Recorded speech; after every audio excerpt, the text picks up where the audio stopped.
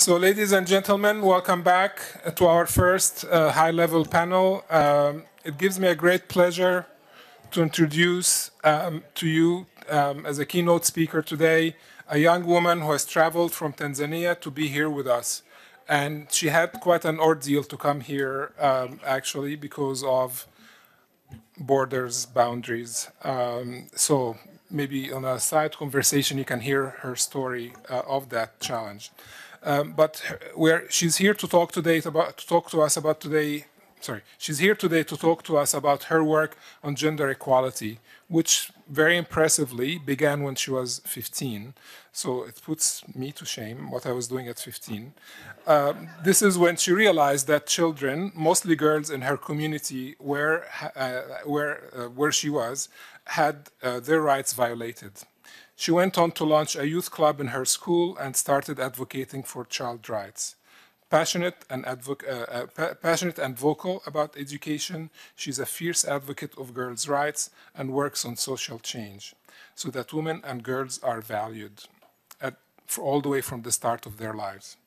I am pleased to welcome Ms. Petrider Paul, an African Union Youth Ambassador, to the podium to offer her keynote remarks.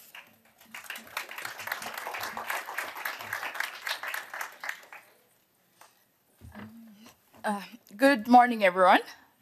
Thank you, Montasser. So my name is Petrider Paul, and the African Union Youth Advisory Council, recently appointed in 2018 by His Excellency Musa Faki Mahamat, the African Union Commission chairperson, working with the AU Youth Envoy. I represent the East African region. The Advisory Council consists of about 9 members who represents the 5 regions of Africa. As to start, I'd like to take us back to the last concluded 33rd African Union Summit, whereby during the summit, on the sidelines of the summit, we had a high-level dialogue on gender equality, and Prime Minister Justin Trudeau committed to further support the AU on gender equality promotion, which was a key milestone for us and for the AU in general. I'd like to also share the fact that CRV systems need to focus on marriage and death registrations, whereby key stakeholders should partner with young people to further their agenda, because this later on limits issues like land ownership and further perpetuates child marriages, because we have a lot of children, especially if I trace it back home from my experiences, a lot of children and young people who do not have access to birth registrations, and even if they do, they're quite expensive, and they'd rather just continue living their day-to-day life without having a birth certificate, because it's quite costful for a normal livelihood and a house community to afford for their children. Another key point I'd like to share is how can we mobilize the older generation to ensure that young people have a seat at the table, not only being given a seat, but a platform to inform. Harnessing the power of youth, but this conference can be the starting point. So I'd like each one of you stakeholders who are here today to commit or just to help inform the youth voices within your programs, within your work, within your forum, and hear from the young people what they're working on, and so that they can be able to share experiences. Yes, sometimes youth can be seen as difficult, sometimes youth can be seen as having crazy ideas, but sometimes those crazy ideas can be mentored and further grown to something that can be more advanced to bring about change in our communities. My last point will be focusing on how do we build intergenerational dialogues, having youth and older people be part of the table to inform each other on best strategies, passing on the baton to the young generation so that they can be the leaders of today and obviously of tomorrow. This has been quite a big experience for I, and also my fellow youth advisory, including the AU Youth Envoy, whom we provide advice to, whereby we've currently been doing a lot of intergenerational dialogue.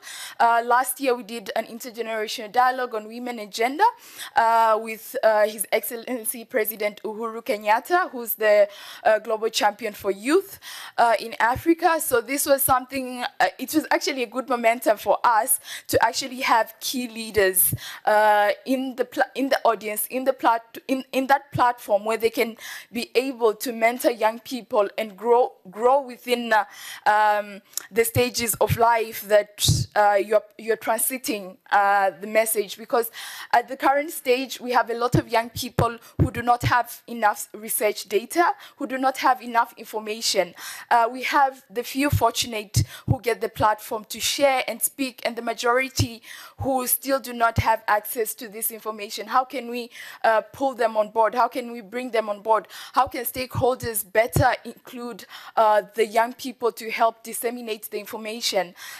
Young people are at your disposal. They're available to volunteer their time, their effort, and their spirit to do what matters for them most. I personally volunteered for almost like 6 years without pay when I started my gender work, and it was because it was something I was passionate about. It was something I wanted to drive change in my community, and everything later on fell into place, working with different stakeholders, driving about change, and even getting a key role at the African Union Commission.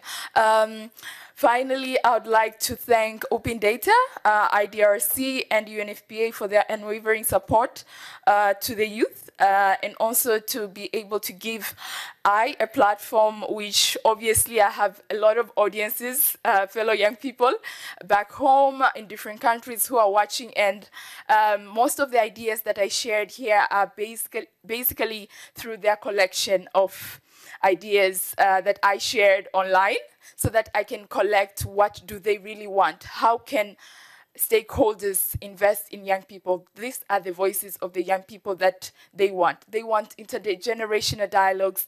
They want to be included in the processes of research, data collection, and also be able to support their work to advance change. Thank you.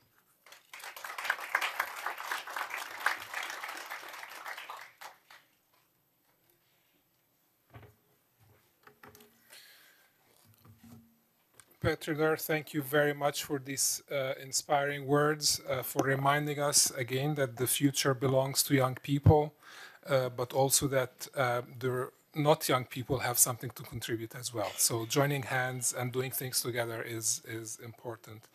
It is a great pleasure to also start this session by having some very distinguished people that will be speaking on this panel, helping us to really sort of cross that sort of threshold or sort of break out from that cycle of poor registration and invisibility.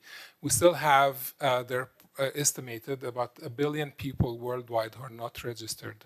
Today, as we meet, it's estimated 50,000 girls will be born and never be registered today. So, these are big numbers. We cannot ignore them. We cannot be here 10 years from now and say, well, maybe we should have done something.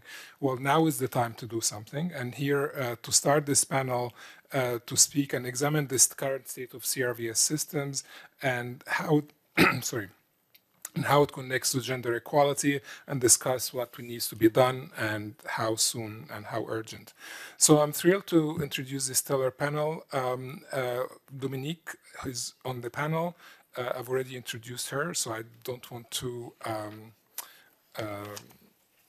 move on to the next speaker. So Dominique, please come to the podium here. And then the next, my next person I'm presenting is Cornelius Williams. Cornelius, please, I invite you to come to the podium. Cornelius is the Associate Director and Global Chief of Child Protection for UNICEF's program division. He has over 25 years of experience in management child protection programs in Western, Eastern, Southern Africa with UNICEF and Save the Children. As a child rights advocate, he has been involved in advocacy that led to improved protection of children from sexual exploitation, abuse, and in humanitarian settings, reduced recruitment and use of children by armed forces and groups, and increased access of children to identity documents, birth certification, social assistance, and other services. Thank you very much, Cornelius, for joining us today. Big applause for Cornelius. Cornelius, please don't sit on my chair. I'm sitting at the end. Next, we have Benoit. You've already heard Benoit this morning speak on behalf of the Deputy Executive Director. But personally, Benoit is the Director of Technical Division at UNFPA headquarters, the unit responsible for providing global thought leadership, developing tools, and nurturing technical partnerships in support of UNFPA's mandate. Mr. Kalasa has more than 20 years of international work, playing a leading role in advocating for the ICPD goals, ensuring the integration of issues of sexual and reproductive health, population and development, and gender in plans and policies and the broader development agenda. Prior to his current role, he served as UNFPA's representative in Ethiopia, Comoros, Madagascar, Mauritius, and as director to the regional office for West and Central Africa, overseeing 23 countries. Benoit, thank you very much for joining us today.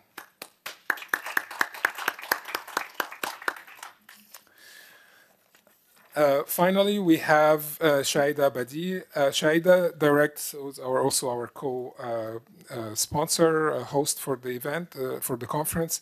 Shaida directs the strategic planning, partnership, and fundraising work of Open Data Watch. She's a senior advisor to Data2X, focused on gender data. She's also the part of the technical advisory group for the Global Partnership for Sustainable Development Data, and is a member of Paris 21 board and a number of other organizations interested and working on data and CRVS. Before co-founding Open Data Watch in 2013, she worked at the World Bank for 36 years and was the director of the development data group for many years. Thank you, Dominique, Cornelius, Benoit, and Shaida for joining this panel today. Shaida, applause for you. Thank you. Okay, now I will go and sit next to you.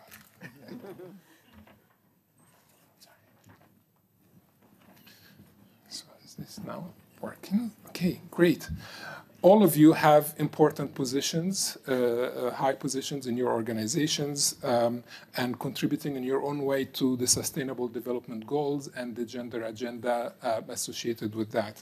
So my first question will be to you is how can you, from your perspective, what are the biggest opportunities and challenges facing the agenda to ensure that all births, deaths, marriages, divorces are counted, and that CRVS systems are used as a tool to achieving these sustainable development goals and gender equality? Not a small feat, but you're up to it. So we will start with you, Cornelius, and you have 5 minutes. Thank you very much, actually. First of all, I think Dominique, you kicked it off, actually, by talking about the contribution that we can make. So we should look at some of the opportunities and challenges. And the first one is, how can the CRVS system contribute? Definitely the biggest opportunities are early in the life of a child. So children are supported by the parents, and mostly it's the mothers when they interact with the health and the education system and the social service system. It's the mothers who are the carers who take these children to the systems and engage with the systems. This is a critical moment, and it provides a unique opportunity to identify and register children. So one of the things actually we would like to see throughout this conference is register a child where the child is born. If the child is delivered in a hospital, we register that child in the hospital. The first moment a child comes into contact with any of the systems, health, education, social protection, that child should be registered. And we know by the immunization rates that most of these children come in contact with the system, the health system. We should also remember the holistic system for legal identity, right? Throughout the life of that child or that person, as it has been said over and over in the speeches just given when we started, an ideal system should be universal and it should have a life cycle. But if you miss the birth registration, then the other events will not be registered. So it is critical that we capture that child when the child is born and register that child in the system. The global data. We just released a report in November where we show that actually in 2013 we said 1 in 7 children do not have a birth certificate. In 2019, we were saying 1 in 4. It's improved. Massive improvement in India. Massive improvement in South Asia, right? Africa continues to stagnate. And in fact, in some cases, they start going backwards, you know, right? So again, if we have to increase birth registration coverage, it has all been said about all the rights that children could have. But I can give a slight example, a small example. We know that in places like Vietnam, you have to have access, if you have to have access to healthcare and education and other social services, you have to have a birth certificate. I was in Kenya, I worked in Kenya, and I know when it came to that last public exam, if you do not have a birth certificate, you cannot sit the exam. And we were on a field mission, and we were wondering, why are these kids crying? They've gone through the school system, they did not have that birth certificate. All their effort to make that last leap in terms of getting the education. So the education SDGs would definitely suffer. We also know that it's important for the protection right. We also know that it's important for the health right. However, in terms of the 2019 birth registration data, we have seen no difference in the prevalence of birth registration between boys and girls. But we have to be careful because this can mask, actually, the gender inequality that impact the registration, right? So across the 25 countries that we have looked at, there are laws that deny women their rights to pass their nationality to their children on equal basis with men. 3 countries also deny men the right to pass their nationality to children born outside of legal marriage. These are usually religious, customary, or polygamous marriage, right? And these are where women are most vulnerable. There is also, even when there is a law, there is also the lack of knowledge about the registration process. So we found out that in 45 countries, women do not have the available data, and a majority of them do not know how to register their child. There is also disparity in women's education. It also impacts on the birth registration. So in terms of the patriarchal barriers that prevent women from registering their children, we believe actually that we should focus on the legal reform. If a legal reform is taking place, we have to impact that. We have to influence that legal reform. We have to end this gender discrimination in the national laws. Then my final point actually comes to the Coalition on Every Right to Nationality. If we do not address this, we're going to increase the number of stateless children, right? It is critical. And we also have to ensure that we make the community engagement and buy-in. Communities should know why it's important for women to do this registration. So all in all, actually, in the end, this is important for the SDGs. We can make it happen, but we have to make sure that we look at it from a gender lens. Don't be fooled by the fact that there is no disparity between the girls and boys. It is the gender barriers that is going to impact on both boys and girls getting registered if we don't address the needs of their mothers. Thank you very much. Thank you very much, Cornelius. Looks can be deceiving. Numbers can also be misinterpreted. So it's great to inviting us to look closer and to continue our effort. Dominique, Cornelius spoke about many things that you're passionate about. Yes. So the floor is yours. Well, thank you, Cornelius and Montasser. And indeed, Cornelius has pointed out some of the key aspects that I'm excited about around this agenda. But before I go into that, I wonder if we might back up this podium, because I think this side of the room can't see us. So if we can do that, then merci, Ariane. So that for as you will have detected from my opening remarks, and I'll limit my remarks here because you've already heard from me on this, but the potential, hello, look at that, very good, thank you, Ariane. This is about inclusion, and it's inclusion that I'm excited about with this agenda. I discovered CRVS systems through the work of the Center of Excellence here at IDRC, and the potential of these systems and the data within them to transform the development agenda going forward, to help us not only be able to track progress towards the SDGs, but to achieve the SDGs. And the part of it that I'm most excited about is its power to include, to really transform situations where women are excluded in particular, and how women will be able to leverage through their access to registration and their empowerment to register their children or their loved ones, and to become agents of change in that way, to really contribute to improving the performance of civil registration and vital statistics systems, but also the benefits that those systems will have on society. So I'm quite, the opportunity that I see for these systems to contribute to gender equality is what I'm most excited about. It's certainly not without challenge, however, and we've talked about many of them. And Cornelius, you cited an example in Kenya where children will perform very well in school, get all the way to that exam at secondary school, and then be blocked from progressing further.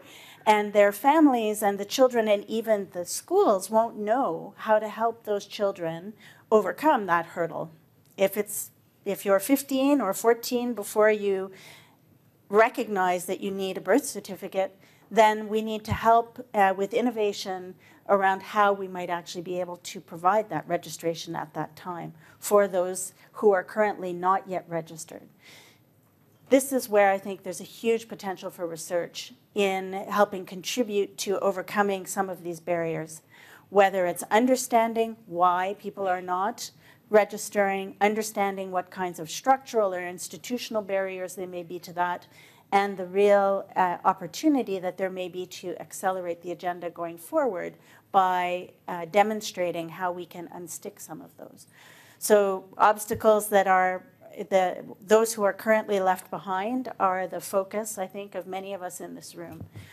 People who are displaced, certainly, as I talked about Miriam and others like her, but people who may not be displaced, but who are in the system, living their lives, but without birth registration, and who are coming to these various obstacles or ceilings in their ability to progress. That's another group of people.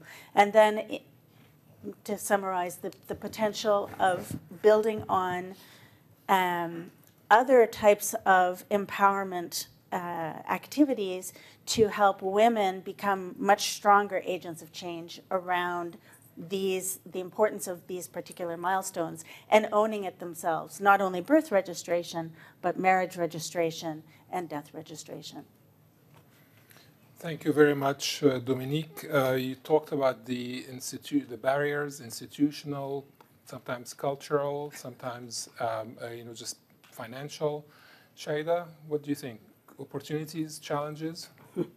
Well, thanks. I just wanted to say I'm thrilled to be here and seeing this is all come together. And thanks for IDRC for, I know from behind the scene how much work has gone into in the last 2 years for pursuing this agenda and also reconvening and bringing us together for this event again. So to your question, Montasser, I think one thing I wanted to say is this is a very special agenda in that we really know what the targets and what the aim of the agenda is. Often we talk about international development initiatives where we really don't know. We're kind of exploring the way of what we want to achieve. But this has very clear targets and goals, as we've seen from the SDG 16.9 for legal ID for all measured through their civil registration by 2030. And then there are also other several targets, 17 point, something and 17 point something else, which actually ask for capacity of countries to be improved, to including CRVS. So we really know where we want to be, 100% civil registration and 80% debt registration for all by 2030. But we've seen today that we are not there. Lots of progress has been made, and I don't have to give you the statistics of 100+ countries are still having weak systems for CRVS. So to answer your question on what are the opportunities, challenges, we have a lot. I think I'm going to sort of go up a little bit to the global level opportunities. And one of the big opportunities that I see is that countries are really energized and mobilized now with responding to the data revolution and improving their data ecosystems. We see that through the work of the Paris 21 that almost all countries have national plans for improving their statistical systems for meeting SDG goals. And we see them really energized, trying to sort of see, using the power of the technology to address those. This national plans called NSCS is now being also kind of refreshed with a new concept of what's called the Capacity Development 4.0 by Paris 21. And we have Johannes Juding, who's the person who's actually been masterminding a lot of those innovations. But the summary of that is that there is this energy and this innovation could be really harnessed for both the CRVS agenda and also for the gender agenda. Because as the countries are reforming their legal systems, as they're kind of changing their skill sets of staff and looking at their processes and innovating in IT, this CRVS could really benefit from that. We've seen that from countries like Philippines, which are represented here very well, that they really took advantage of that reform within the statistical system to make CRVS real for them. So that's my message of how can we prioritize and how can we harness the energy that's going on in the countries. But we also have energy that's coming with the global programs. Aside from SDGs, we have the Beijing 25 that we see, and of course the ICPD 25 agenda. So really connecting CRVS to be part and parcel of these global programs would be tremendously important. And I think we always think of how can CRVS help the gender agenda. I think I'm going to change it back to say how can the gender agenda really help the CRVS, because it's really an agenda that everybody has bought into it. But as we go forward, just the last thing I wanted to say is it's really important for us to keep eye on both improving the supply side of CRVS gender, but also the demand side. I think the demand side for seeing what we need for more, for people to ask for civil registration, to demand for more and better data. So we do need to do more research on that, because a lot of the demand issues are in a special context that we have to address. But final thing that I wanted to say is, final thing, is that we really need to improve the way we converse about the value of CRVS. We've done some good work, and we have Jenna Slotin here for leading the work on the value of CRVS that we've done. But we really need to speak the language of people that we can influence. If we're talking about governance, if we talk about accountability, if we're talking about human rights, and also if we talk about aid effectiveness, for example, for aid effectiveness monitoring, you really need better CRVS systems. So altogether, working on supply and demand and using the power of this global energy that is around data revolution and improving data. I know it's a big agenda, but that's why we're here. We're here for the big agenda. Thank you very much, Shaida. Benoit, UNFPA is like UNICEF, has a global presence, country presence, regional presence, custodian of indicators, responsible for things. What are the opportunities and gaps, challenges? Thank you, Montasser. I'm going to take advantage of the previous speakers just to summarize what they did. You know, the tendency is that we see more challenges than opportunities. And I was just looking at my notes. I have more challenges than not. But for main opportunity, the first one is if you look back 20 years ago, the CRVS agenda died, I think, in many countries. But the last 10 years, we saw the political momentum, financial commitment, and technical, I think, just engagement to make sure that the CRVS as part of national data systems. We mentioned the political momentum. Just to give an example, I was 15 years ago between the Indian Ocean and Ethiopia, and I saw the African Union, the Economic Commission for Africa, and the African Development Bank coming together and prioritize again CRVS. For me, that is an opportunity that we need to build on. And you just mentioned the work of Paris 21. That is technical. So it is part now of that technical movement to make sure that we can revolutionize the technical work on CRVS. Today, if we think about digital, I think if there is one area of data where we can leverage innovation, it will be within in the area of identity and the CRVS. So that is also one opportunity that I can see. And as UNFPA, and aligning with my friend Cornelius, the ICPD agenda and all the human rights that drive the work of the United Nations and multilateral, we want to see the CRVS throughout the life course of individual, from birth to death, then registering marriages and movement of people. But with that comes the challenges.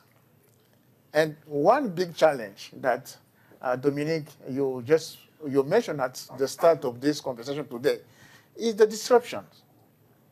When we get humanitarian hazard, when you get conflict and people are forced to flee, that is a disruption to not only the data systems for a country, but also to the individuals to get into the proper administration, to recognize people and to make sure that exists. A major challenge that I personally experienced supporting government in moving forward with CRVS is it cut across many ministerial bodies. I remember going and visiting the Ministry of Justice in Ethiopia. Then I was told, no, it is not here. You need to go to the Statistical Office. No, you need to go to Interior Ministry. You need to go. So you find yourself speaking to more than 4, 5 sectoral ministries, sectoral bodies in the country. And that poses a challenge of governance. I think we need to look at that area as a challenge. The knowledge, how much knowledge, how much evidence do we have now to support that we can make CRVS a transformative agenda, that we understand the social norms, the gender norms that prevent some community just to ignore girls or women in the community, to not recognizing the death of a woman in the community. What are those drivers to that? And unless we invest in the research for us to understand, that will continue to be a challenge. I see also a challenge in how do we create a culture? Because for me, CRVS is a culture. Mm-hmm. You know, the individuals need, you know, the demand side is parents to understand that, yes, this is happening, this event is happening in my family, in my community, and I need to register it. That culture need to be fostered, need to be nurtured, and we don't invest enough in creating that culture, and the sustainability will only come through that. Finally, ending up with an opportunity. And the opportunity is us here, sitting together, coming together, and putting not only the data, but also linking it to gender transformation. I think for me, that's the biggest opportunity that we just need to create this movement and move with it. Thank you. Well said. Thank you very much, Benoit. I know many of you will have questions. You'll have your chance. Benoit, you mentioned many things that we'll come back to, hopefully in the following questions. Disruptions. Shaida, you talked about supply and demand sides. Dominique and Benoit talked about research as well. You know, what are the problematics? What are the issues?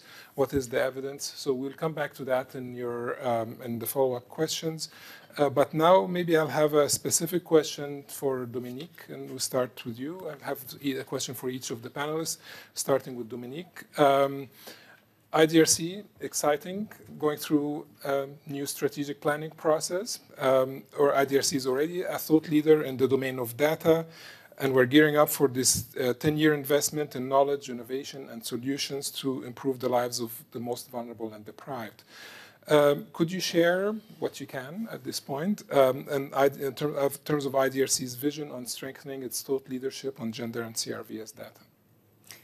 Great, thanks, Montasser. Well, yes, it is a very exciting time to be developing a strategy for any organization that's focused on development, because we are looking down the pipe of a 10-year horizon to the great moment of achieving sustainable development and leaving no one behind. This is our aspiration over the next 10 years. Well, the clock is ticking, let me tell you.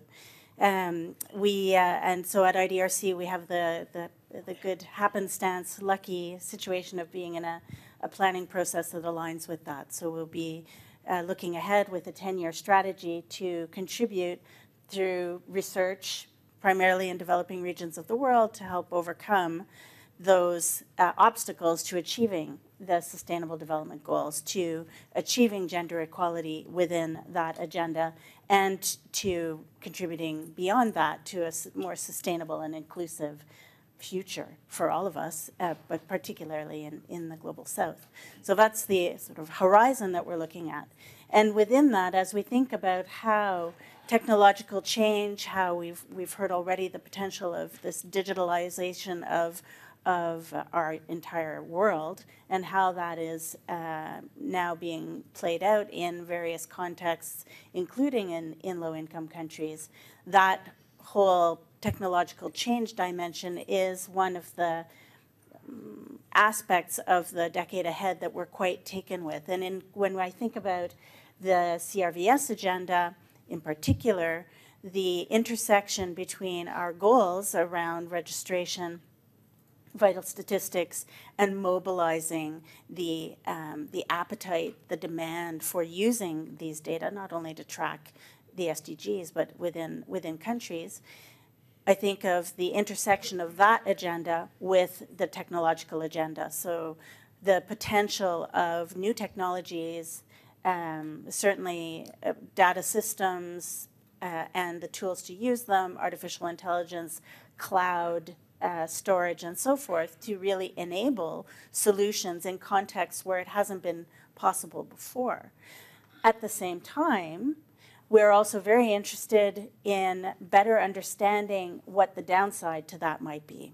And is there a downside? Now, we know from history, recent history, that identity, where you are born, can actually be the source of civil conflict and outright war. In Côte d'Ivoire, for example, where you were born and whether you were Ivoirien or not, was essentially erupted, a civil war erupted around this very issue. How do we ensure and accelerate all of the benefits of civil registration, vital statistics, and the use of those data that governments must make and should make to direct their investments so that they'll make a difference? But how do we do that in a way that includes and protects? And include and protect at the same time, I think, presents several significant challenges. We must recognize, I think, that some of the barriers to the hesitation that communities may have in participating in registration is, in fact, a fear that by registering, this will expose their communities to discrimination, to persecution, or worse, exclusion, and so on. And so these very real, I think, perceptions and perhaps realities of how these data can be misused are important considerations as we think of a research agenda going forward. So around leveraging those new technologies, around connecting civil registration and vital statistics to other data that are being collected, used. The intersection, another very interesting agenda for us is connecting the civil registration, vital statistics, and wider governance for inclusion, because we recognize that the systems on their own, the data, no matter how rich and how gendered they are, on their own cannot achieve the kind of outcomes that we're looking for. So how do we connect the systems to the users, the governance systems that need those data, and then empower the policy making around the data to actually achieve the inclusion that we're looking for? And then I think, lastly, of a significant agenda around how, if we think about civil registration, vital statistics, and a data agenda going forward, how we connect and make sure that these systems are light enough and adaptable enough to, and perhaps attached more to the citizen than the state. So this whole citizen aspect of it, so that when people are displaced, when people do move, they still have access to their identity papers and so on. Is there a way to, over the coming decade, move this into a conversation about citizens' data as opposed to state data? And then what is the meaning of that in terms of how states would engage with the citizens and so on? So I think there's some very interesting research questions for us that contribute to this equality agenda that I'm passionate about, and I'm sure we are all here to focus on this inclusion of women and girls and empowerment of women and girls through civil registration and vital statistics. But there are a number of other really interesting questions about governance models, about ownership and protecting of rights through this data revolution that we are all going to experience in countries in the North, in the South, around the world, private sector engagement and private data and how that intersects with this agenda over the coming decade.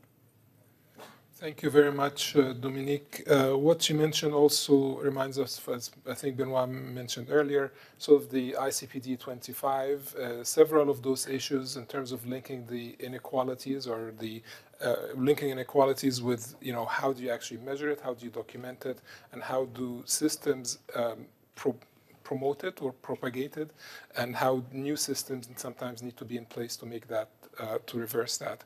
Now we go to Benoit, talking about the ICPD program of action. It is implied in the ICPD program of action is the big benefits, countries benefiting or the global community benefiting from the demographic dividend for economic development, for growth, and for achieving the sustainable agenda. But for that to happen, there needs to be timely, quality, and disaggregated data to know who's where and what their capacities are and the potential, fulfill their full potential. That requires big data systems, population data systems. From UNFPA perspective, what are the sort of the policies? How can improvements inform policies to make this sort of aim from the benefiting from the demographic dividend actually be achieved and be measured and documented through good, rigorous data systems? Thank you for this great question. Like IDRC, we are also governed by strategic plans. Right now, we are in the middle of our strategic plan in 2018 to 2021. And one of the foundations is everyone, everywhere is accounted for in the pursuit of the Sustainable Development Goal. I think that is putting the person at the center. And for that, as an organization, we are working on many fronts.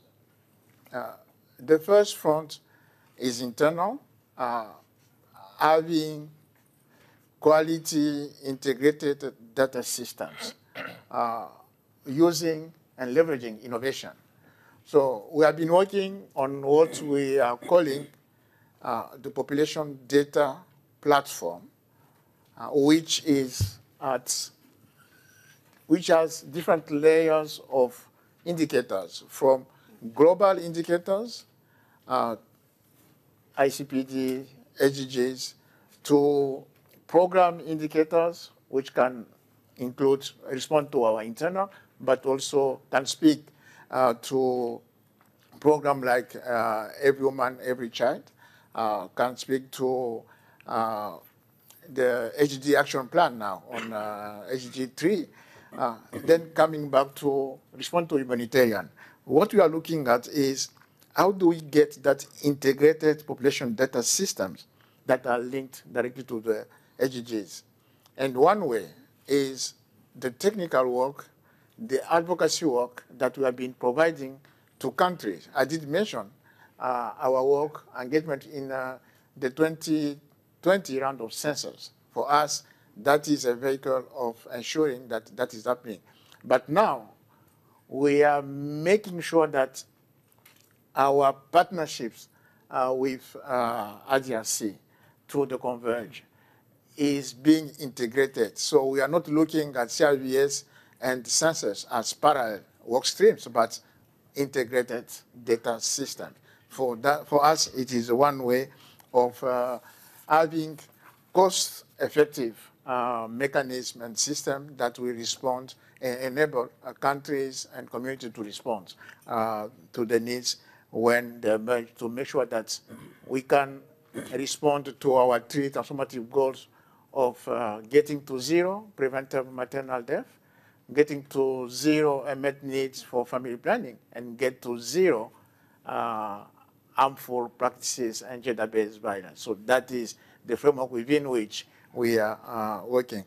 But I think for me, today and tomorrow, it will be good that we look as an organization how we are coming together around the partnerships and the outputs that are at the heart of this partnership.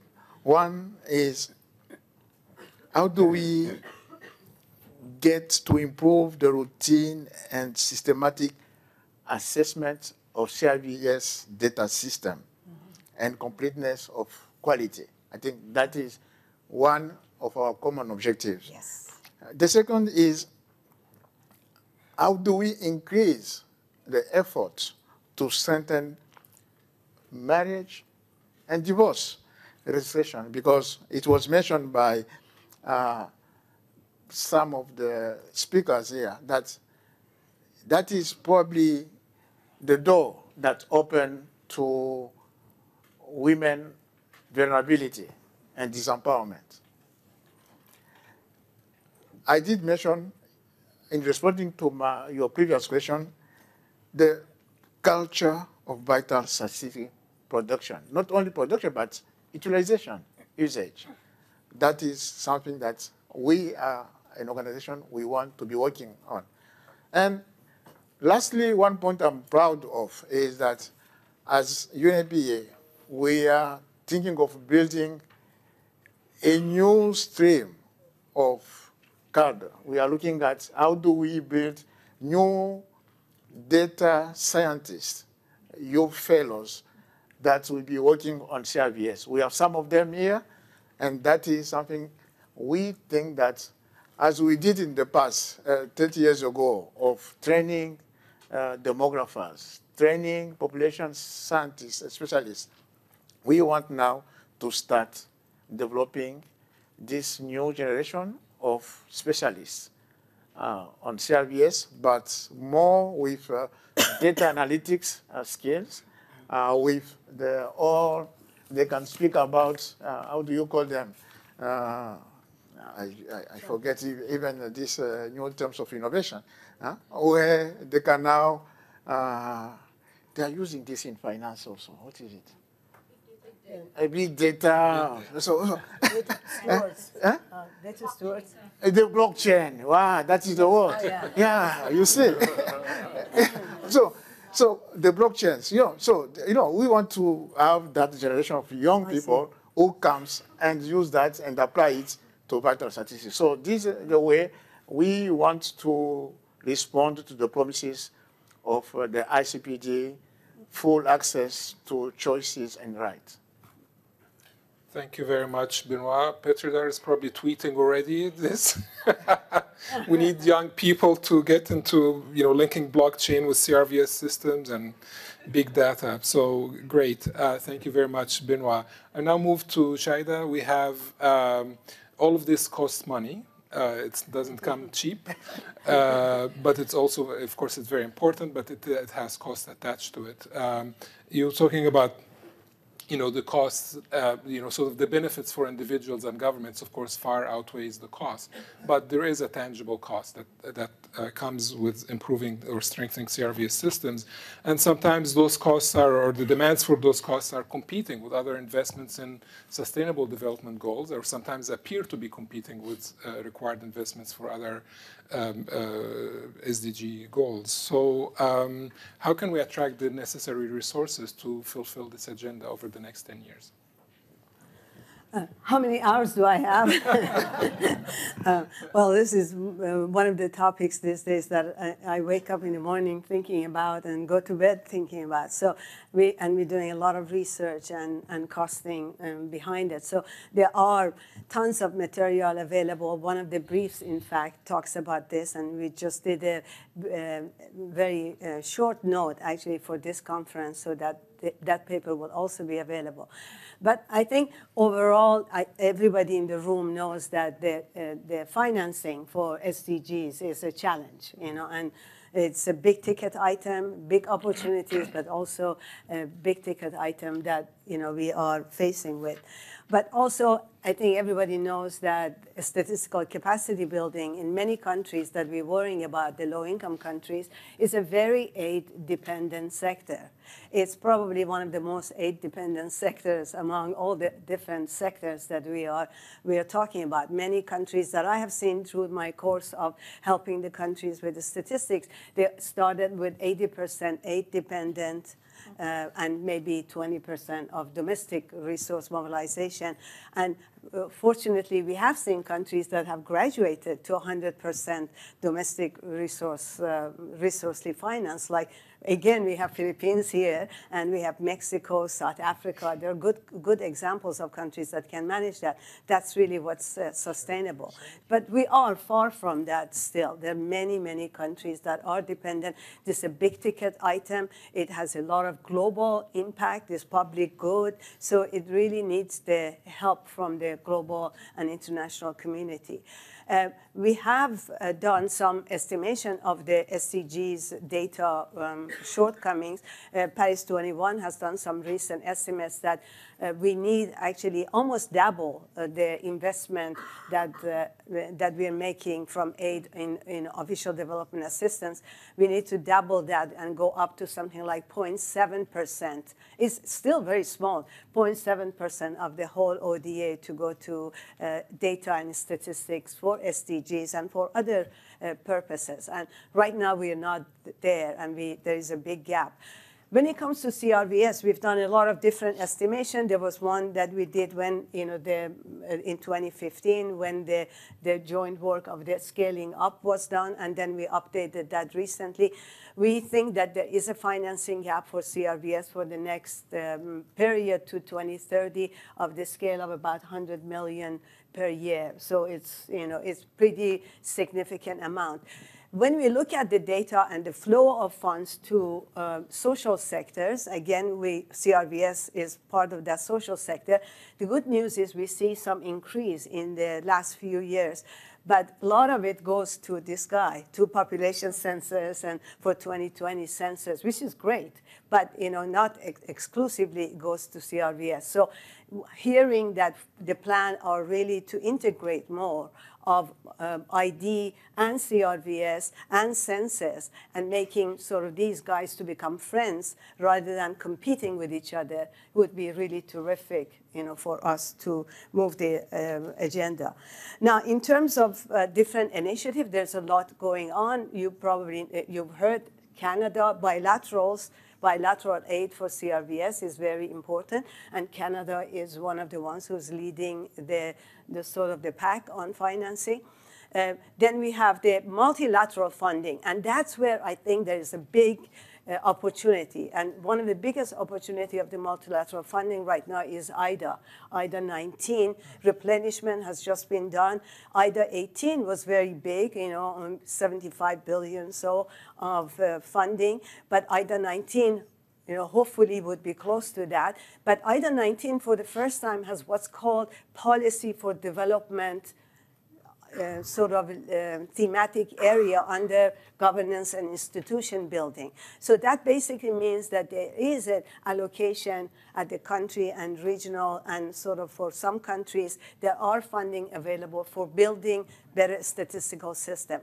There is a list of items, and fortunately, population and CRVS is part of that package. So we really need to do some linkages between countries who are facing budget issues to be able to take advantage of this. We've seen bilateral philanthropical groups that funding is increasing. Gates has been very generous with this agenda through the Every Woman, Every Child initiative, and also contributing to the gender data for CRVS. And of course, the Bloomberg Foundation also for data for nutrition, which has been very generous. But if you add up all these new initiatives, we still see that, unfortunately, 85% of our gap for CRVS is still unmet. So we really need to do much more of that. I want to say that in terms of moving ahead, not only building on this global initiatives, I think regional leaderships, like the regions in SCAP, for example, regional initiatives and leadership in trying to mobilize these funds is very, very important. I finally want to mention one of my wish lists from this conference is that we come up with a sort of a call for commitment for financing for CRVS that we could take forward to other forums, going forward forward. We have the Bern World Data Forum that's coming up, and we have, as I said, we have lots of opportunities with the Beijing 25 to really, through the, to a commitment of what needs to be done, but also match that commitment also with the call for financing. So if we can manage that from this conference this next 2 days, it would be terrific. Thank you. Thank you very much, Shaida. And as you're speaking, I wanted to get my calculator to do the math and see what is going on. But it also, your point also, the points are really very, very informative. But it also brings the point of, well, until there is enough money to do everything, or even if there is enough money to do everything, we still need to be coordinated and aligned with each other. So I think this kind of brings me to my next question to Cornelius on UNICEF is a big player, of course, in the field of CRVS, especially birth registration. What are your plans, in terms of increasing support to integrating CRVS registration programs, leveraging other resources that are available for health or for child protection and social protection in particular? Thank you very much, actually. I think I'll just build on Shaida's point and the points my other Dominique and Benoit have mentioned. First of all, we're working in both work streams, in social protection and in health. But the first thing I want to mention is the UN Legal Agenda Task Force, actually. The UN Legal Agenda, how we've come together as one UN, UNDP, DESA are the chair of this, and with UNICEF are the chair of this task force. And it has 14 agencies, and UNFPA is part of it. And we're hoping that the outcome of this meeting is going to feed into that work plan that we have as one UN. What we believe is to have a holistic system that covers the life cycle, is universal, addresses equality. The reason I'm mentioning that is that if we have a one UN system and we are focused on 16.9, we would be able to tap into the existing resources. Maybe one of the commitments is that when we meet again, we look at IDA 19 and we say, how much did we get from IDA 19 Hooray. As a group, right? So first of all, the legal identity, we came together as one system so that we don't have the electoral registration separately, the birth registration separately, right? UNHCR doing its own registration separately. We feel we should have one system, a holistic and a universal system. And already with UNECA, we have done 13 country visits. It's UNECA who's going and talking to the UN city, the UN country teams, and the resident coordinators, and it's making it and talking to the government. So the profile is quite high of civil registration now in this country. It has a higher political profile. It's not UNICEF who's going to say, register your children, CRC Article 7 says you should register your children, No, the profile is quite high because it has a lot of implication for these countries. Once the assessment is done, we're going to select a couple of countries where we will do a deep dive in terms of the legal ID implementation. And when we're doing this assessment, we're talking to the World Bank as well, right? So we're talking to the World Bank, and the World Bank has the ID for D, and they have also the GFF, So we're talking to across the group at the country level. If we have this holistic system, then we will link it to the health funding, the 3Gs, and we will link it to the national ID funding system. And that's where you have the European Union pouring in funds, you have even the Canadians pouring in funds, and you also have the ID. Let me show you what we can do with twinning, if we twin with the health services, right? Mm-hmm. In my experience, this is the biggest lesson. We now know how to do it, to twin with the health services. If you twin with the health services, you make sure that registration services are accessible in the health facilities. And it's easier for the mothers and for those fathers who accompany their children to register. And it cuts down on the cost of going backwards and forward, actually. It also raises awareness. It socializes the mothers that you have one more services for your child at the health facilities. By providing this registration, right, we're making sure that when they go for immunization, you can target them as well. However, we have to recognize, I think you mentioned it, Dominique, there needs to be policy changes. Registration is a legal issue. And a lot of people who sometimes we have colleagues who come in for the IT solution forget that there is a legal framework, right? You don't, I have this picture of the man in the bush with the mobile phones, and people say that's the solution. And I keep saying, no, it is digitizing and it has a legal framework. And we have to ensure that we work on those legal frameworks. If we establish these twinning opportunities, there are great opportunities to make sure during that first year the children are all registered.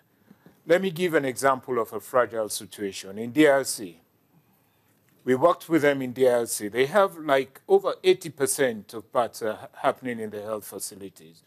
When we did the twinning, the government issued an interministerial decree between the Ministry of Interior and Health. You just cannot do that registration without that decree. They defined their roles and responsibility, and over 2,000, nearly 3,000 actual civil registration health and agents were trained on the procedure. And after they did that, they registered over 1.2 million births were registered in 2019. It was a 20% increase over 2018, right? Imagine what we could achieve, right? The return on investment is so high if we could achieve that. In Zambia, they did the same thing. They signed an MOU between the Ministry of Home Affairs and Health, okay? Then they made this an opportunity. Their registration rate stands at 14%. But the births that are happening in their health facilities is 84%. Just imagine that, okay? Register every child where they are born, 84%, okay? As against 14%. And you know, we also have Afghanistan who's tried it as well. So in coming to the conclusion, what we are saying actually is that we know how to do it. The technological solutions are there, right? You can digitize in the hospital, build it into the health information system in the hospital. You can make the health staff the registers. You can have a holistic system, and the investment is there. The solutions are there. All we need, as you said, is the investment. And maybe we should now develop an investment case to show that this can be done. Mm-hmm. Yes. Thank you very much, Cornelius, for these motivating words, but also really the success, examples of successes. Sometimes we feel it's just so impossible, it's so overwhelming, but actually success is possible with when we go about it with intent and appropriate resources. Cornelius also mentioned about sort of what a wonderful world would it be if we live in if everyone lives in a place where when they go to do something, they can have access to their rights, the right to be registered, to be visible, to be recognized. I mean, wouldn't that be wonderful? Let's work towards that. I think this is really inspiring. Now, this is the chance for you as participants to ask questions and answers. We also have our online viewers and listeners. So we'll start with a round in the room and then maybe go for a round online while people maybe online are getting ready to pose their questions. Our colleagues from the Center of Excellence at the back are going to read the questions when and if they come online. So we'll go with the first round in the room here. We have 2 microphones. Please speak clearly, briefly, and slowly so it can help with for the online audience, but also for the interpretation. And introduce yourselves. Okay, here we go. So please go ahead. There's a microphone here and another one here. We also have a hand here. I'm Lisa from the Philippines, and I'm so excited about what I hear from the panel. What I want to hear more is what Benoit started, which is quality assurance. We just don't get information. We want to make sure that they are the right information. In the Philippines, for example, we have to deal with wrong spelling of names. And another issue I have is integrity. May I hear from the panel what your thoughts are on how we also ensure that as we promote registration, that the registration system has integrity, meaning you don't have duplicate names, these people really exist. How do we ensure that they really exist? Thank you. Thank you. I have 2 questions. So She's great. the expert, by the way. Yeah, of course. This is not fair. People don't ask questions you know the answers for. Okay, next, please. So we'll get maybe 3 first questions for your first round, and then we'll go to the speakers, and then we'll go to the online viewers. Please go ahead. Right. My question is related to statistical.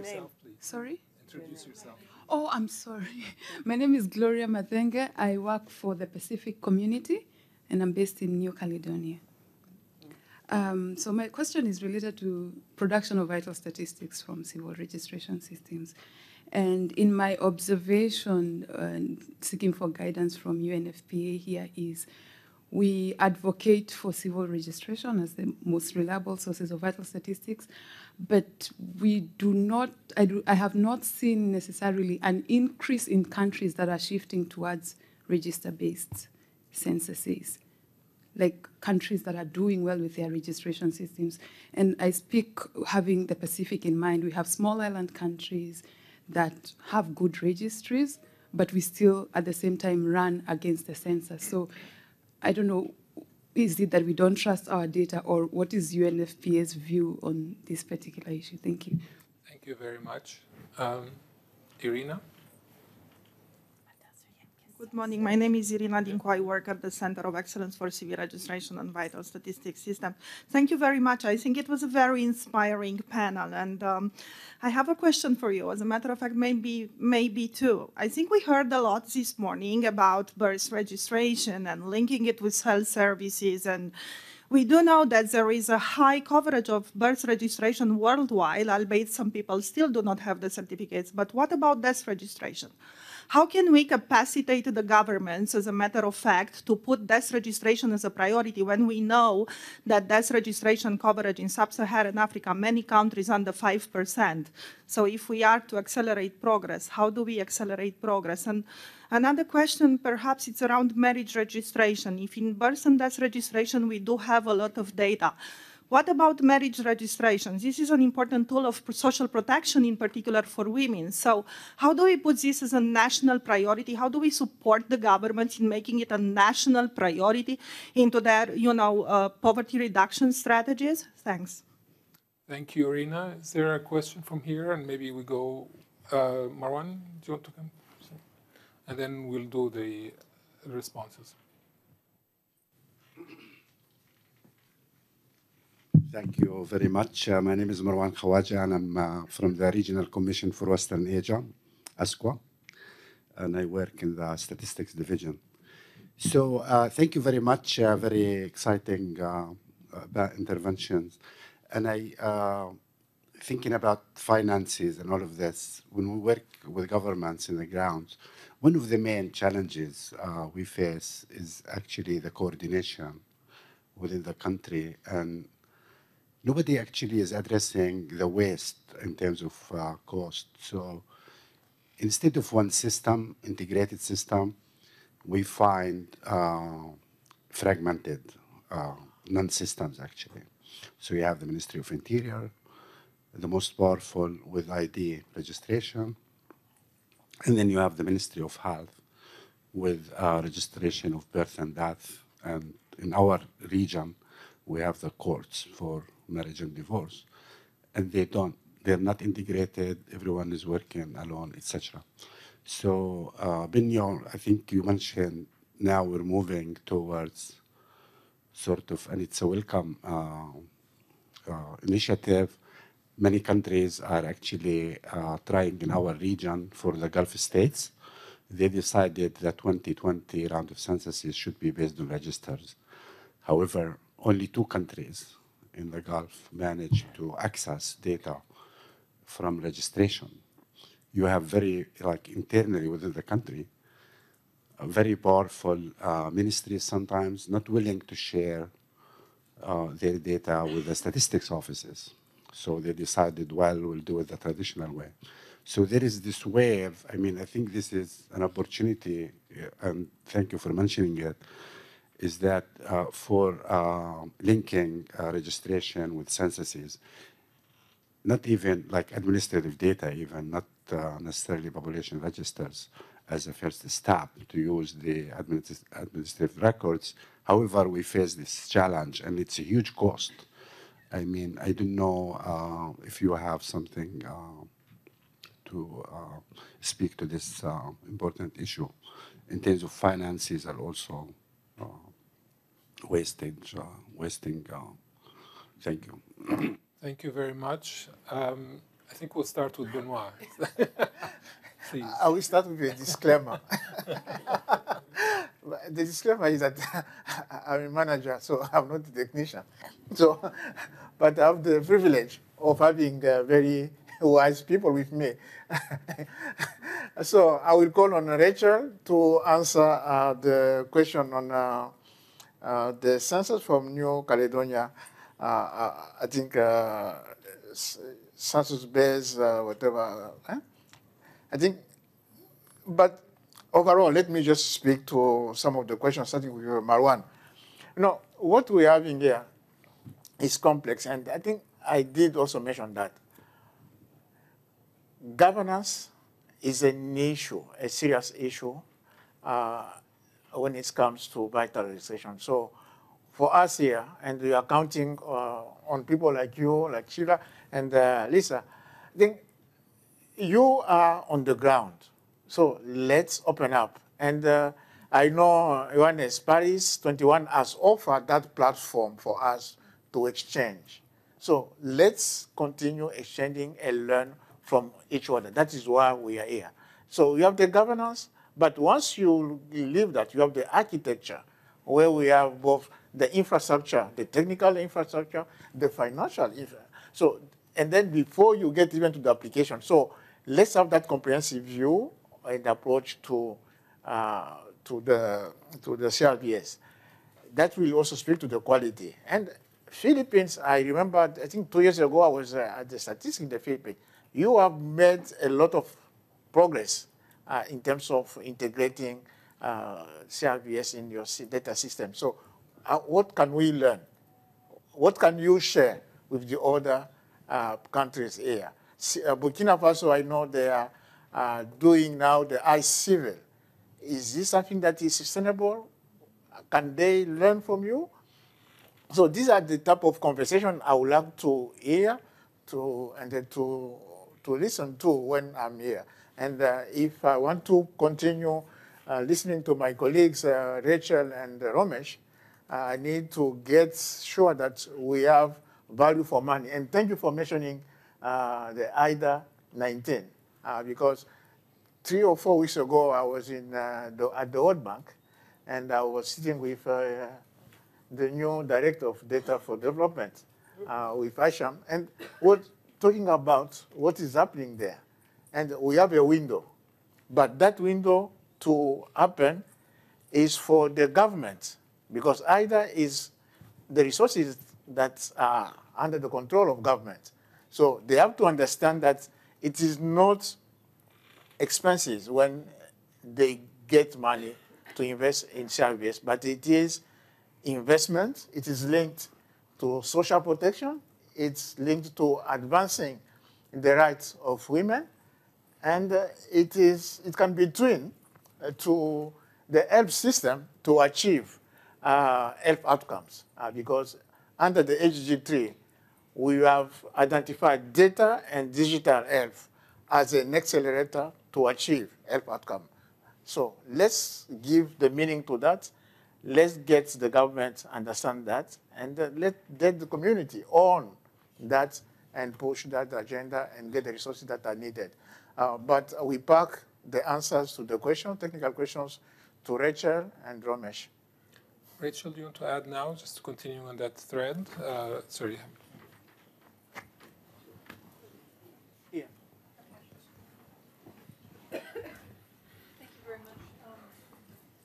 Thank you very much. Benoit, and also to all of you for this incredibly interesting panel, challenging us. I won't take long. I just did want to Rachel, do you want to introduce yourself? Oh, I do beg your pardon. Yeah, I'm Rachel Snow. I'm the chief of branch chief for population and development for UNFPA, based in headquarters in New York. Very nice to be here.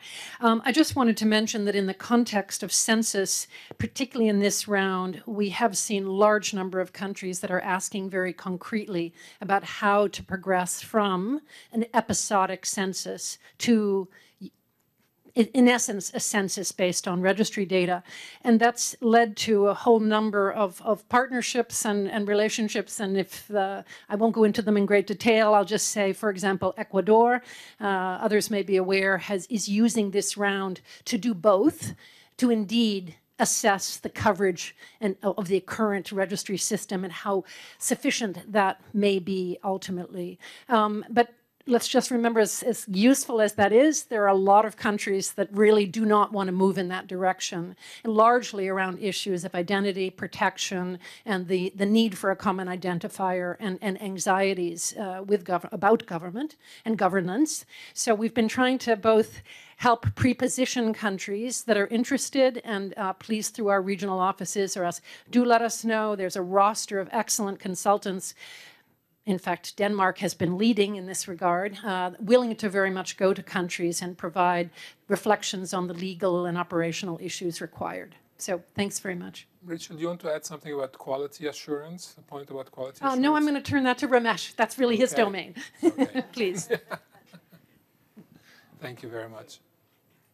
Thank you. I'm Ramesh Silva, a technical specialist in health and social inequalities at UNFPA headquarters in New York.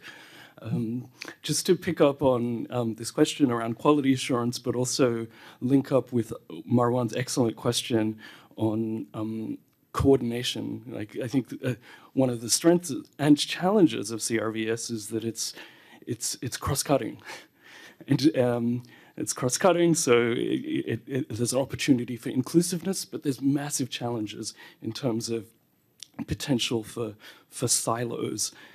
I think what the partnership, particularly with IDRC and UNFPA, has been able to do in concert with other parts of the United Nations system, particularly the regional economic commissions, is advance this work around multi-sectoral national consultations on civil registration and legal identity. We're seeing a lot more in terms of bringing together the different stakeholders within government, but also amongst the international and financial technical partners and the regional economic commissions, and that's critical. The ConVERGE initiative has also been very active in doing two things as part of that work. One is to bring a life course approach to this kind of coordination, not just to focus on one particular vital event registration, but all of them. Secondly, to bring a unashamedly and very deliberate gender lens to this kind of coordination, to really advance women's empowerment and gender equality. And I think the third thing, which Cornelius mentioned briefly today, we have an excellent legal identity panel tomorrow afternoon. Please be there. And we'll hear more about this. The United Nations has come together around the Legal Identity Agenda Task Force, and we're seeing a much more coherent and coordinated approach around CRVS and legal identity assessment and how to facilitate better coordination between some of the challenges and real risks around linkage, digital data linkage tied to things like biometric authentication. And I hope we hear a lot more engaged discussion and deliberation around some of these risks, because this is a major issue which, in a spirit of do no harm and advancing gender equality and women's empowerment, we cannot skim over or paper over. Thank you. Thank you very much, Ramesh. Shaida, would you like to add anything to the points, the questions, and comments? Yes. Can you hear me? Just a couple of points. I really liked Marwan's question. I think that's really at the heart of the challenge that we are dealing with, this fragmentation and lack of coordination. And also this new energy has they put energy in all the ministries for data and for activities. So in fact, it's also a challenge, that energy. But one of the things that's really working out, and I hope we can promote it more, is the concept of national statistical system, meaning that we want to see all these different ministries, all these fragmented groups much more connected in coming together in the planning cycle of their national planning. So if we can somehow hold hands and really stand behind that and sort of see how we can promote that so there would be more integration. We're also trying to experiment, and if you have any country pilots for us, of an idea called data compact.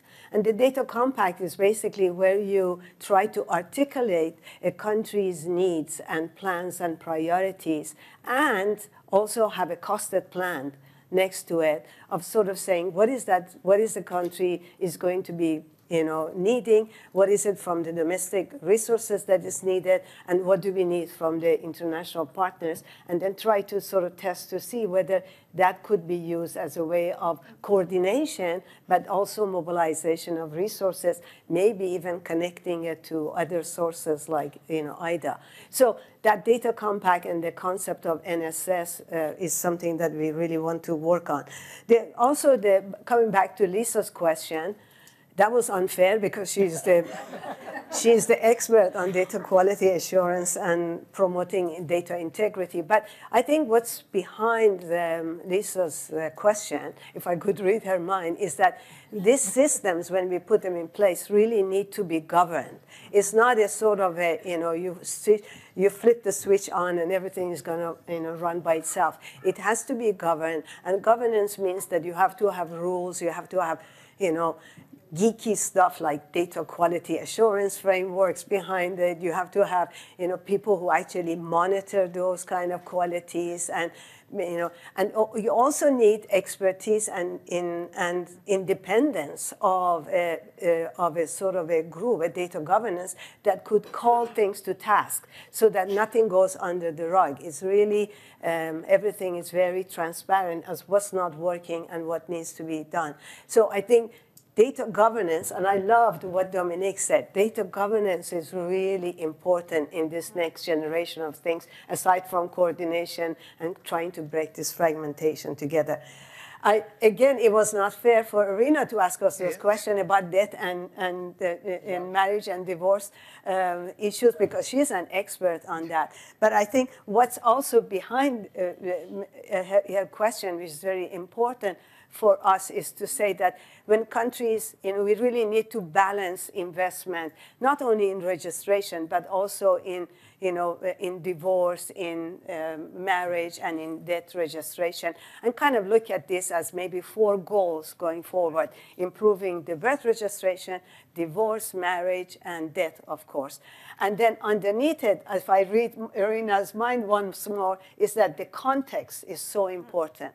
For these things to work, it's not really mechanical. It's really very context sensitive in what it means, why marriage and divorce certificates are so difficult in some cultures and some conditions of social norm to be. So for that, we really need more knowledge generation, which I think Center of Excellence is really the E of the excellence. It really comes to bear when we're talking about these kind of issues. So thank you for those questions from experts, and I hope we added some value. Thank you very much, Shaida. Cornelius and Dominique, do you read the minds of the people posing the questions? Do you have anything to add? No pressure, but yeah, if you'd like to add some point. Well, first of all, in terms of the death registration, really, I don't know if our colleagues from WHO are here. Yeah. So when I used to be part of the APA in Africa, we were making tremendous progress. But I think actually there seems to be a stagnation, right? And I'm happy to see you here, okay, because I think we need to revitalize it. We were making really tremendous progress, and then we started rolling back, actually. So, I mean, and my colleagues are here from the legal identity. Again, I'm sure we're going to have a side discussion with you because we've been looking for you. Ottawa is the place to meet, you know. So. That's what I've told you. This is an important conference, actually. It's one of the important conferences. In terms of the marriage certificate, and we had agreed on the 4 vital events, right? You know, and I think we should keep going back to these 4 vital events, right? And making a commitment to these 4 vital events. I feel the marriage, we also work on, Benoit and UNFPA and I, we work on early child marriage, and we have found out actually that it's important. We did an analysis to show countries where marriage is registered and countries where birth is not registered. And it's very interesting to see the impact it makes, okay? So it's an important issue. You know, there is the issue of the gender issues around IT solutions, data privacy. I think it's something we need to interrogate, right? I think we shouldn't take it for granted.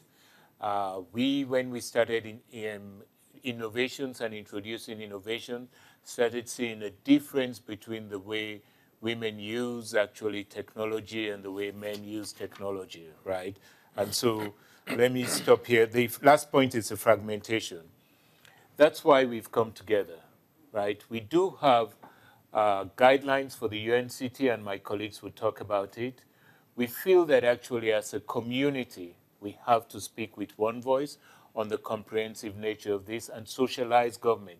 There's a need to really get to government that's running after the national ID systems, which we know is being promoted all over the place without linkages to the civil registration system, is a poor investment on their part. So we really need to get together to advocate that and to show how important it is. Thank you very much.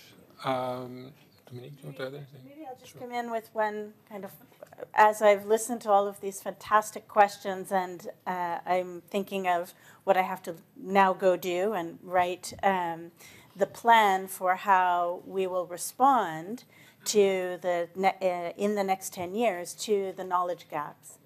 I am looking for greater clarity for what are the key issues that need to be unlocked where research could make a difference. And how do they differ in different regions or in different contexts? So certainly we know there are a set of questions around displaced people, refugees, and so forth. We know and certainly recognize that across all of these questions there'll be a strong gender dimension, and there's a gender and inclusion agenda. But there are other questions, either around the use and application of new technologies and how they may be deployed, the access or the engagement of individuals of all across society in understanding the importance of their own registration data and how they can advocate themselves for their own registration and recognition, legal identity, and so on. And is there an intersection there? So for me, where do we tackle these questions first? Certainly the questions in the Middle East region will be quite different from the Pacific region. And within those regions, different countries with different levels of capacity and different, I would say, governance frameworks will have very different priorities. And so for us, I think as we think about a wider research agenda, what are the research priorities and how do they differ? So that for me is coming away as my takeaway question for all of you that you will answer over the next 48 hours, so I can put that in my plan. The other, I think, dimension to this that, and Ariane, I suspect is thinking along the same lines, because he's helping us think about how we're going to frame our entire agenda around governance and what the gaps in knowledge are to improve, shall we say, democratic process, if not actual democratization. But how do we strengthen the capacity of governments to provide the services to everyone in an equitable way? And how do we increase the capacity of the governed to engage in a conversation with the governments to improve their access to rights, improve their services, and through that, improvement to governance, improvement to the two-way dialogue with the governed, how do we move towards the Sustainable Development Goals? That is a very complex set of questions there in which civil registration and vital statistics are a fundamental element of how we can actually achieve the SDGs and improve these things. But actually finding the kind of, what is that key agenda in this triangle of issues, of systems, of empowerment and voice for the marginalized and for civil society at large, and capacities of governments to use the data and to engage with civil society. This is a complex space. So you're not going to answer all of that today, but if you can help me understand how vital civil registration and vital statistics are to that, that will already, I think, be a tremendous help to us, very selfishly, as we go forward trying to define our agenda. Merci. Thank you very much, Dominique. Online, do we have questions? Okay, so maybe I will actually build on Dominique's, your last point. Oh, sorry, this one? Yeah, go ahead. Thank you so much. From here? Okay. So please line up at the mic so we can be efficient.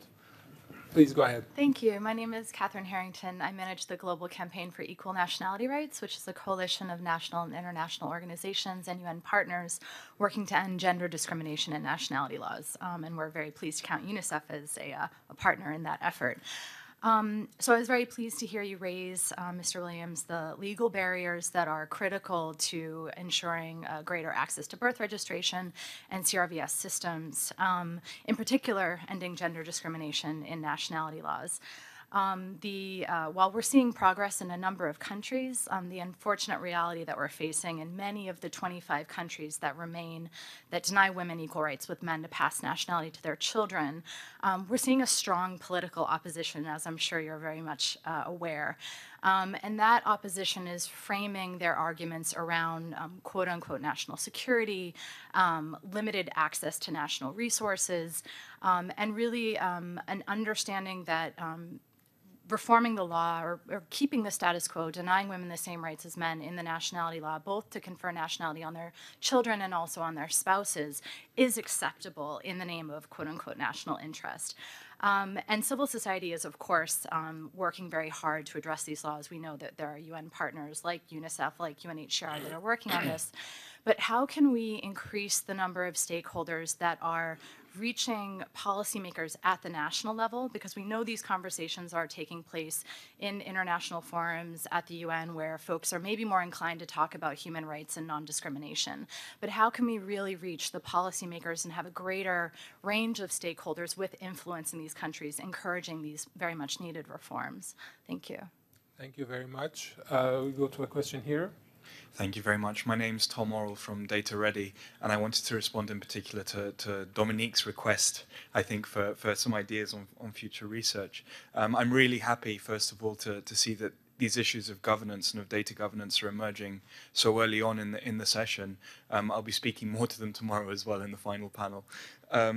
But insofar as I can contribute to this discussion and respond to Dominique, I think one of the key challenges in my mind is that we don't actually have, to my knowledge, an evidence base on what individuals themselves in many parts of the world think about the privacy of their own data. Data privacy is a very culturally specific concept. Even within Europe, where we have the General Data Protection Regulation, in many ways the highest bar in the world to protect individuals, there are huge differences in the ways in which, for instance, Germans and Scandinavians perceive their own privacy because of historical reasons. The German government takes a very, very strict approach to data privacy because of its historic situation, whereas in Scandinavia you have some of the most open countries in the world. Yet they unite together under one common data privacy and data regulation regime. What is lacking, though, is in many parts of the world, especially as well in humanitarian situations where we're seeing the deployment of extremely advanced technologies to capture biometrics, we have no idea, to my knowledge, of what people, and especially women and girls, think about this in an objective way. So we have to decouple it from, you know, access to food is dependent on you providing an iris scan. Well, you're going to get a skewed answer, and that's unethical. We need objective research on what people actually believe in many parts of the world should or shouldn't be done with their personal data. And that should be the starting point about what's acceptable or not. Those are my 2 cents, but I hope that that contributes to your strategic planning. Thank you. Thank you very much. Okay, please go ahead. Hello, my name is Alison Petroziello. I'm a gender and migration researcher and a current IDRC doctoral fellow.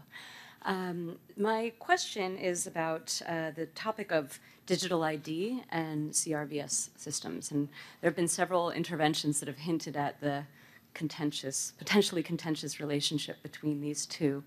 So I wondered if any of you could speak more to both the opportunities for integrating these two, and especially the any concerns you may have about the unmooring of identity from civil registration systems, and some of the risks of the biometrics, you know, as Ramesh alluded to earlier. So you've said we need to get together to advocate for digital ID to be linked. So there's a suggestion that there's work to be done there, but when I look at the investments, you know, to link it to the resources that are available right now, when I look at the investments that are being made and the chunk of change that's available for CRVS versus the chunk of change that's much larger being invested in digital ID, that seems to raise some red flags as well. Thank you very much. Other question, please go ahead, Jonas. My name is Johannes Jütting. I work at Paris 21. I was just intrigued by the question about research, and being a former researcher myself, I'm very much interested in this as well. But first of all, congratulations to a very, very interesting panel and sharing lots of very interesting reflections on the topic. On the research side, my question would be, what kind of research are you looking for? Meaning here, the challenge is, as we have seen with the European data protection rule that the European Union included in for European countries. It took us lots of time to implement it, and then once it was implemented, it's already out of date. So how do you ensure that your research will be still relevant, seeing how things are changing? I mean, India was just implementing it, lots of countries are doing it. So a little critical reflection on how your research, which is very much appreciated, it has to be something different than we are used to in the past. Thank you very much, Johannes. I like it when people give challenges to the audience, to the panelists. Thank you. Who would like to start? Maybe Cornelius, since you're the force for everyone to be registered at the point of birth. So please go ahead. Should I regret making that statement? No, I wouldn't actually. First of all, in the gender discrimination in nationality and registration laws, I think actually we have the collation, okay, but maybe we need to examine how we bring in ID4D and the World Bank into this. Because if we start talking about IDA19, and they have to look at the gender aspect of it. And again, one of the things actually, I remember talking to a minister of finance, and we were talking about the fact that if you don't bring in these your citizen, right, and you've invested so much, you've paid for their education, you've done this, you've done that, and they're not registered, what's the return on your investment? There is a tension between using investment arguments against rights arguments. But I think we need to explore and see how we can mobilize. Two, we should also look at what we have done before in some of these communities in getting the big ministerial conference in ESCAP, you know, the African Union, to really make commitments to this and to have champions. We have to now have champions who can champion this. And I'm looking at the youth ambassador and young people who can also champion this issue. We need to make it into a movement to get these women really these laws to be changed, actually. These laws won't change if we don't get what we were talking about, the supply side, the drive from the community to change these laws and look at this, like the Me Too movement, that it's discriminatory, right? That's one. The other issue actually is the contention between digital ID and civil registration, right? Of course, it's one of those things, if we open up the debate, you won't go home, okay, right? I mean, there is a strong feeling, right, that civil registration is where you get your breeder document, right? That's where the document comes from, okay? And so you can digitize your civil registration, you can digitize your ID management, but it should be one holistic system. Now, there are those who are arguing that we should just go ahead and do the ID, okay? We know the evidence is coming in. We know that it's a wrong investment. Because, okay, I mean, I'm not going to call the country, but we always use it as a joke, right? Everybody went into the ID system, okay? The registration was like millions per second. Nobody could leave because the ID system was not linked to the civil registration system. So when people died, they could not be taken off. So you went into the party, it's Hotel California, nobody could leave, right? So we know, okay, but people are they're trying to do shortcuts, right? That's one. My final one is on the data privacy in the humanitarian setting.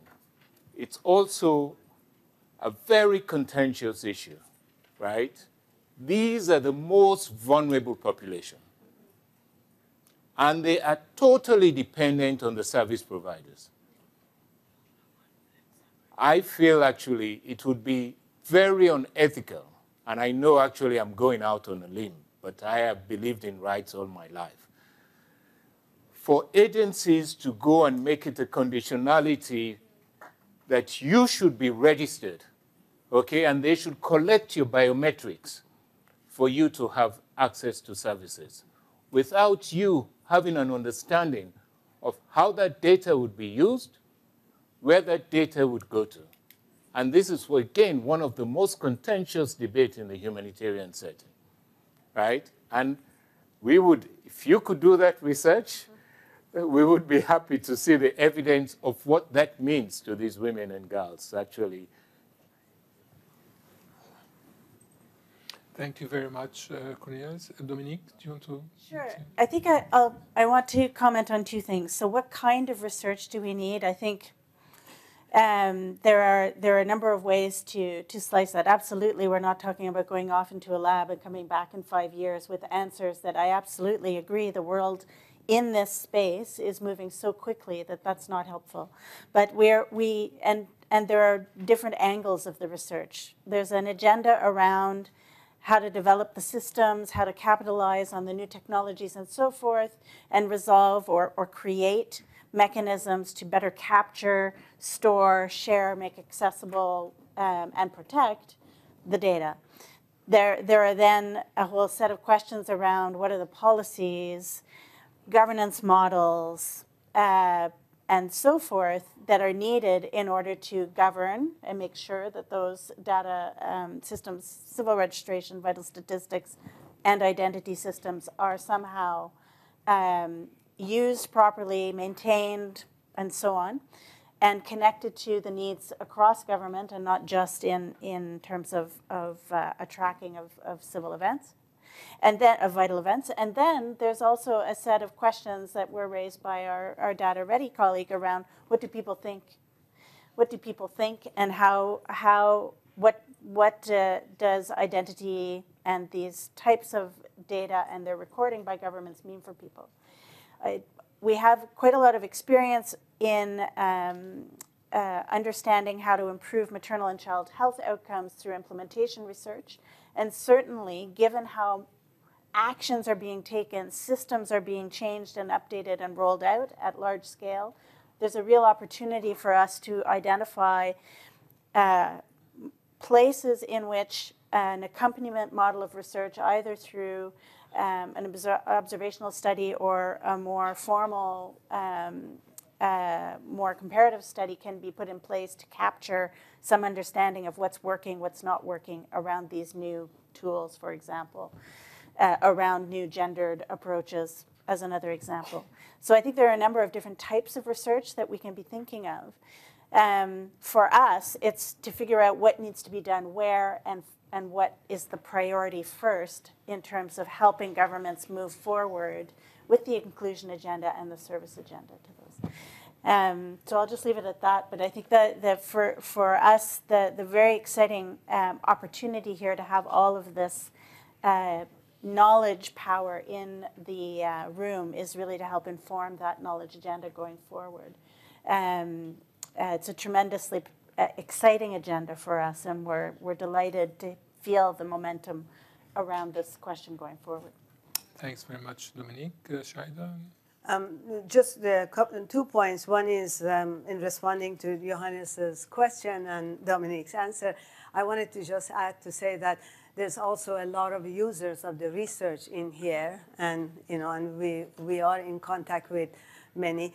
And one of the things I hear more and more, and being at the World Bank in the research department of the World Bank for as many years as I was, it looks like that sort of the profile of the users is also changing. It's not only the dynamic of research is changing, but also the profile of the users. And we see more and more people asking for data and insights, sort of data which is sort of more presentable data and insight, so there would be more people that can draw on that and use that for their own research and their own conclusions. So rather than, as you said, long-term research of locking up a few researchers in a room and a couple of years later with a big fat report coming out, it looks like much more quick turnarounds on insights. So maybe that's something that would be useful. I also wanted to say that the ID and CRVS integration 2 years ago when we were here, it was really a tense discussion around that, and we didn't really know much about what we were upset about. There were like 2 groups in the room, the ID people and the CRVS people. And I've seen in the 2 years, at least myself, I've changed a little bit. I see that there are opportunities for integration and more of how we can do it. And in fact, we have that built into the program in the next day, today and tomorrow. So hopefully we hear from some of the experts on how to do that better. Yes, and my final thing I wanted to say that I really like the question on legal barriers and discrimination and how can we actually safeguard, if we could, against some of that. And you mentioned yourself the role of CSOs, the civil society organization, is tremendously important in that context to bring the voice of the citizens up and use that as sort of a way of questioning, and bringing more legitimacy in what the citizens want and need to ask. And in the process, of course, I see that more and more we need to do that anyway because of this trust in data issue that is rising, which is a complex issue by itself. We need another 2 days of conference on trust in data. But the voice of the citizens in this context, if we could do that and maybe some research on it, it would be tremendously important. But we all, people from the parts of the world that we come from, we really worry about that. It's really a big issue. Thank you very much, Shaida. Just as it happens, Benoit, you'll have the final word, which means I've spared you like 3 or 4 questions I want to ask myself, and I'm sure the audience would have liked to ask you more questions. But Benoit, your final comments on some of the questions that were raised? I think I'm happy to just agree with all that have been said. And that we need, yes, to look at how do we integrate the digital ID and CRVS, but guided by what Cornelius said, the ethics beyond that, and of course the governance that need to be the circle to that. And yes, civil society is very important. So as a data demographer research community, we should not overlook the role of civil society. They are at closer to the community, closer to individuals. So the role of that gatekeeper is important, and we just need to open up the space, how much we interact, and that also the way we disseminate, we look at the research that we generate, the knowledge that we generate. How is it accessible and usable by civil society organization to engage with government? So let me talk here. Thank you very much, Benoit. Thank you very much for the excellent panelists. We have, there are many, they left us with many questions. They, benefited from their knowledge, but they also left us with many questions. Disruptive context, fragility, whatever we want to define it from different disciplines, is the norm in many places. So how does the CRVS system and a gendered approach in a CRVS system deal with this? Systems, their governance, their financing, these are also issues we will come back to during the course of the conference. Technology, the role of technology, the governance of technology, and its link to access is important. Quality of data, quality of CRVS systems are important.